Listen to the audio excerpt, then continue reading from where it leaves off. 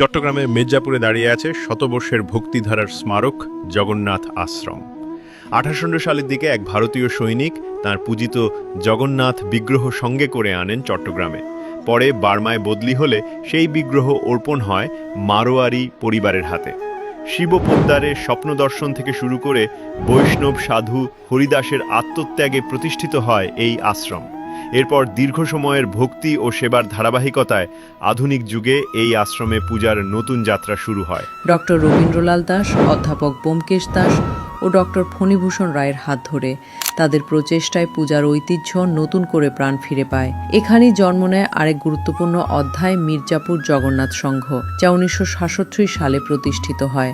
প্রতিষ্ঠার পর থেকে আজও তারাই দায়িত্ব নিয়ে এই পূজা ধারাবাহিকভাবে চালিয়ে যাচ্ছে, প্রজন্ম থেকে প্রজন্মে ভক্তির অগ্নিশিখা জ্বালিয়ে রেখেছে। আজ সেই পুণ্যভূমিতেই আয়োজন করা হয়েছে বিশেষ পূজা, যার মূল বাণী নারী রাধে পুরুষ বাঁধে। সংসার কেবল নারীর কাঁধে টিকে থাকে না, সংসার বাঁচে নারী পুরুষের যৌথ ভালোবাসা, দায়িত্ব আর ত্যাগে। নারী সংসারের অন্ন রেঁধে দেন, সন্তানকে লালন করেন, আবার পুরুষ সংসারের কাঠামো গড়ে দেন, রোজগার করেন, সুরক্ষা দেন।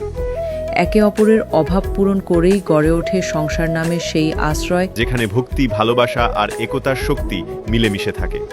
আজকের এই পূজা সংসারের মূল ভিত্তি, নারী পুরুষ উভয়ের প্রতি এক গভীর শ্রদ্ধাঞ্জলি।